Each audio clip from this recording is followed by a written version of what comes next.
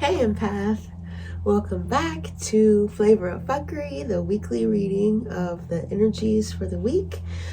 This week we're looking at the 17th to the 23rd of April, and it's actually really dope. To me, this looks like an opportunity to activate your connection with your divine counterpart. But it starts out, oh my goodness. So the overall card that I pulled for this week is this one.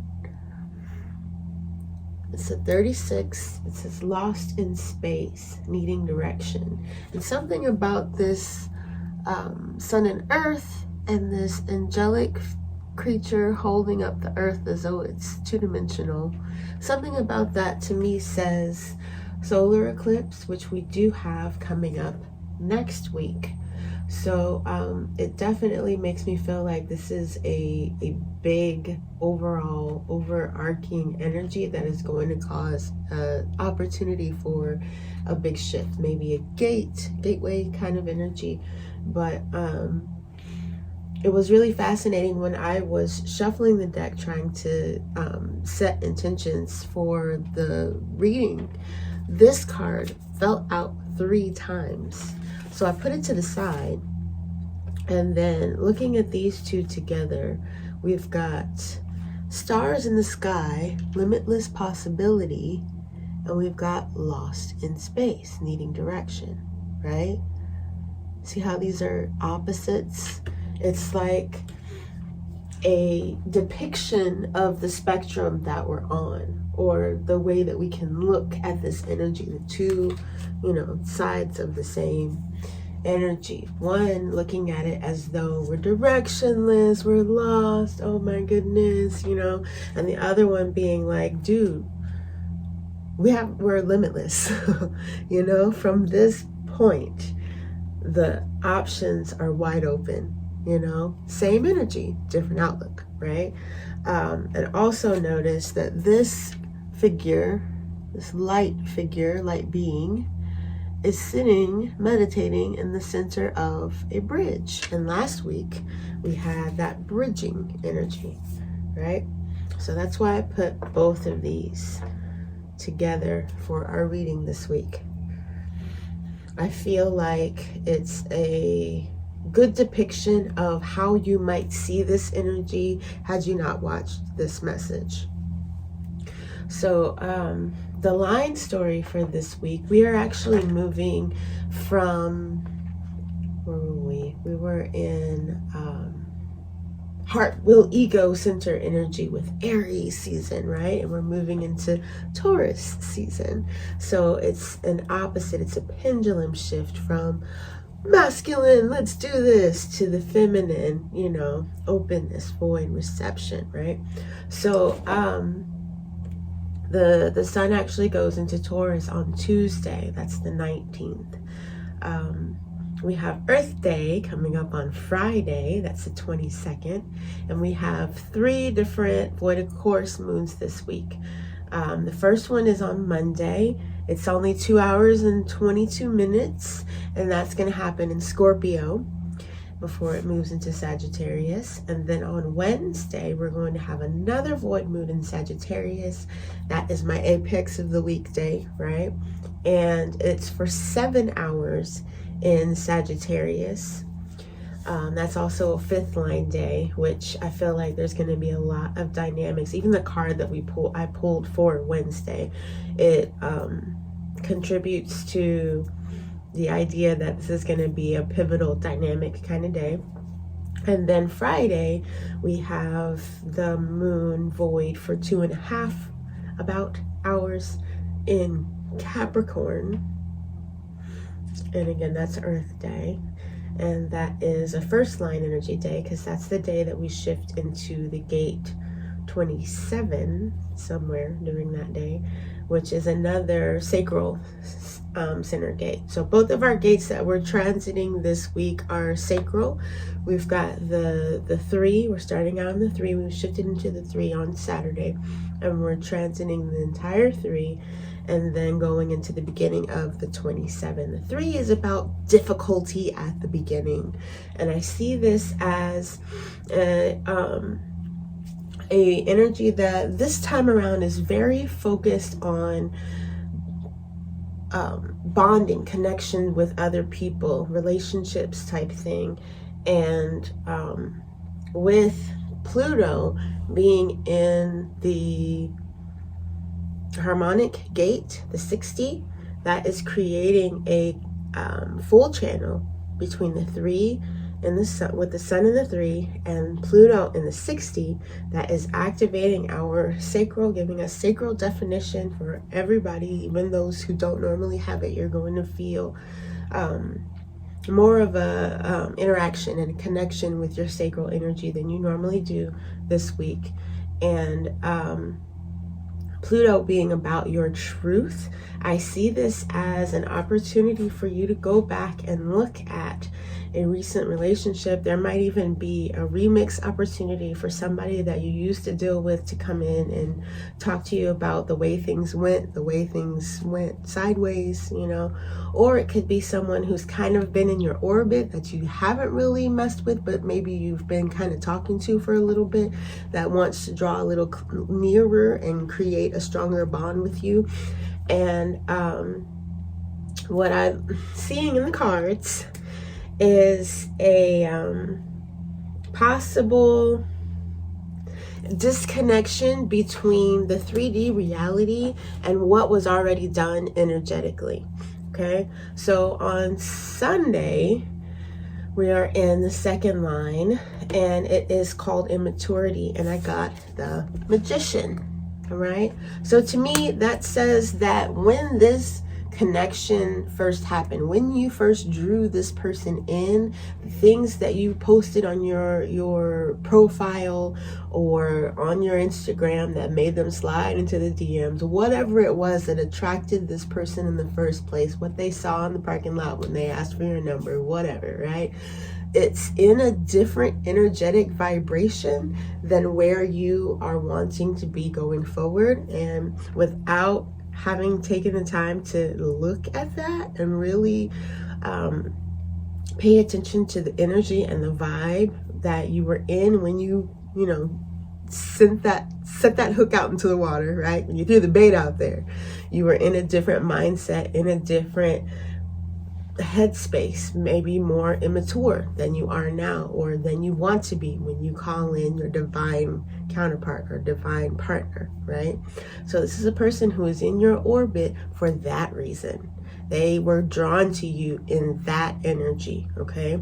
So then on Monday, we go into the line 3, experimental energy. It's all about, the line is called survival, and we got the devil in reverse. All right, so I'm seeing that as a possibility that this person, even though they're not the worst person you dated, they're not the worst person you could date, there is a warning there about how deep this connection should have gone, whether or not it should be remixed, that sort of thing. And you are aware of it. You have set a boundary with this person, or maybe you have kept them at arm's length because subconsciously you kind of feel, or remember the energy that you were in when you called this person in. And you haven't really done anything to change that energy or set any other intentions or open up any other channels between you and this person. So then on Tuesday, we've got the 7 of Swords, and that line is called, it's the 4th line. That line is called charisma for the gate 3. So I see this as an opportunity to engage with that energy. You're wanting to, either you're messaging with this person, you're setting a date to see this person, or, you know, somebody else who, you know, it's definitely somebody who was attracted to you in an old energy or mindset or goal, you know, that you no longer have or hold or have not recently spent any time thinking about. And now here they are like, hey, you know, which lights that up to be like, oh, wait, do I like this person? You know, am I into this? But instead of really checking in with your truth, there's a possibility that you're just going to jump into flirtatious charisma mode with this person because that energy feels good, that the things that they're saying you're open and receptive to, right? It's throwing you into your feminine, and that feels good. But the warning of this message is, look at how you got them. How you got them is how you lose them, right? Look at how you got them. Look at what it was that drew them and attracted them to you. So then on Wednesday, our pivoting day, we've actually got the Chariot in reverse, all right? And so what I see here is the chance for that energy that you called them in with to actually show up, right? So either it's them being flaky or them not taking you seriously with something that you're asking, or you're, you know, a boundary that you're wanting to set, a line you're not ready to cross, that kind of thing. They're blindsided by it because they thought it was this and now you're over here on that, right? So relationship wise, that is a big pivot. It's a big catalyst for things to kind of go sideways. And with this 7-hour void moon, there's also an opportunity for, well, a chance that you're not going to want to say your truth. You might want to kind of manipulate and hang out in that charismatic, oh, everything's fine energy, and not actually come forward with how you're actually feeling, right? And what you really want for yourself, you know? So if this person came in on some one-night stand energy and you've decided that you're a wife now, why would you entertain the one-night stand energy, you know? So then we have an opportunity to surrender to the wave of the choices that we've made. The line 6 of the gate 3 is called surrender, and for that day, Thursday, we've got the 10 of Swords. So all of the things that you are concluding about yourself, about relationships, about this person, about how things always go, and that type of thing that comes in from whatever falls apart or happens on Wednesday. On Thursday, you're wanting to tie this up into a bow and say, all right, this is how this is, you know, this is how men are, or this is how, you know, people from America are, or whatever, you know, you're wanting to generalize and wrap this up and say, all right, boom, that's how it is, and I don't want that, or that's not for me, or, you know, whatever. But it's actually also an opportunity, if you consider the energy that you started with, to recognize your actions in it, what you did to break this down, why this broke down, right? Because you're no longer the person that called them in anymore, right? So it doesn't make sense for you to be upset with yourself for not aligning with the thing that you don't want anymore. So if you know, people who have not watched this message, people who are not, you know, in our collective, are likely to see this whole story arc as a failure, as a example of how things always go, or maybe even a character judgment on themselves of what they deserve, or that type of thing, when in reality it's kind of like an old pattern dying, an old storyline playing itself out to the end, you know? And what I think is really dope about that is that on Friday, even though we've got that little 2.5 hour Capricorn void moon, Friday is in the line of the 27th. So we've shifted into the gate 27. So we're no longer in that difficulty at the beginning energy. We're shifting into nurturing. Okay. And the gate 1 of the nurturing, the line 1 of the nurturing gate is called selfishness. And we've got our homegirl, the Queen of Wands. All right. So we are in, lovely Taurian energy of, self-indulgence and taking care of yourself, self-care, right? and whatnot. We still have this, we just finished with that channel of difficulty at the beginning and living in your truth in the Pluto, right? What are your limitations? Where are your boundaries, right? And now we're coming into this, okay, it's time to nurture yourself, take care of yourself, be selfish, and define what it is that you want, to make up a, governing statement for what you want going forward, right? So, gosh, I feel like the Queen of Wands is a beautiful energy to look at that through, because it is about empowerment. It's about using your energy towards the things that light you up and that you make you feel like it's worthwhile and that you're worthwhile and that you're worthy, And then we end off the week on Saturday in the 27 gate 2 self-sufficiency with the King of Wands, right?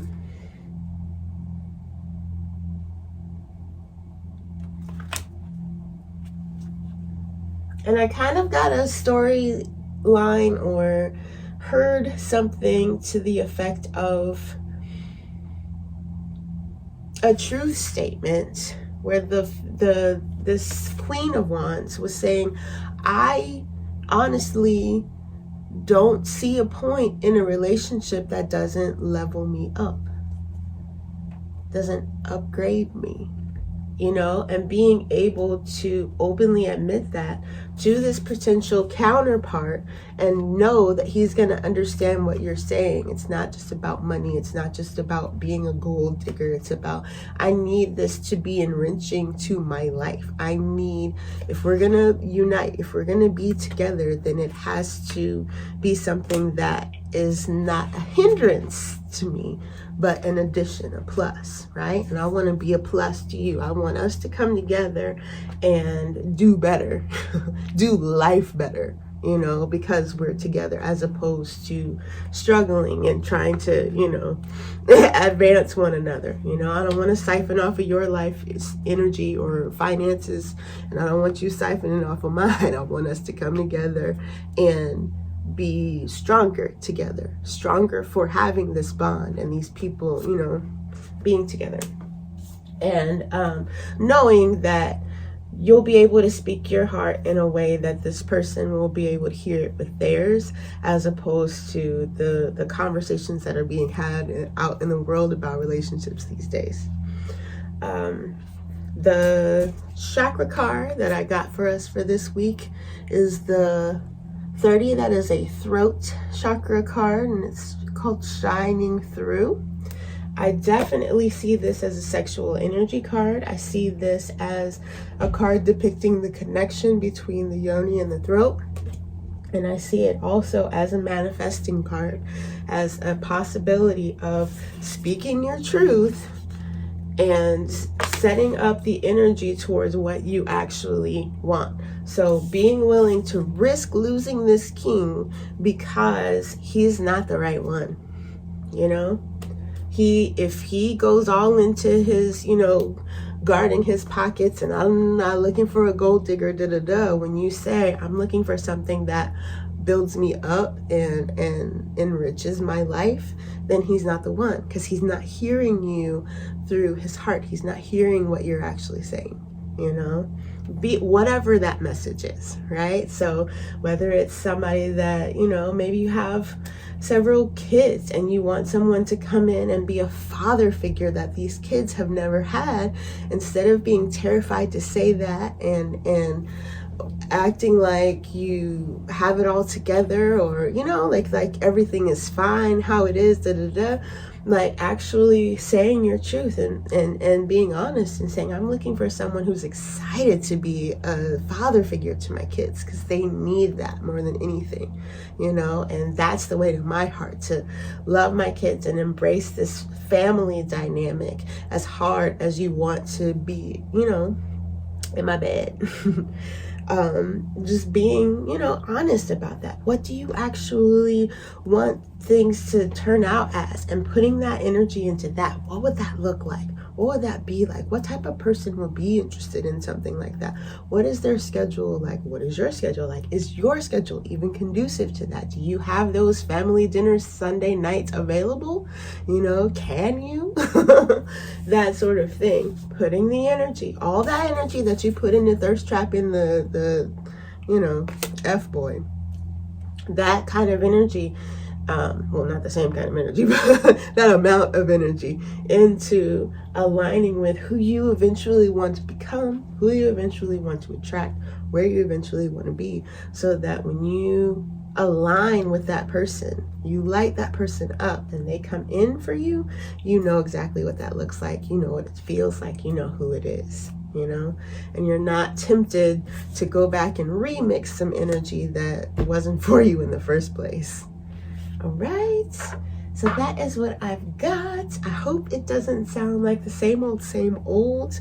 I looked under the deck earlier, and I feel like this is what this energy is going to feel like for people who are not able to reframe and conceptualize this energy as past energy that has already happened and already played out, and does not need any further experimentation. It doesn't need any further investigation. It doesn't need any closure. It doesn't need matching pajamas. You just let it go.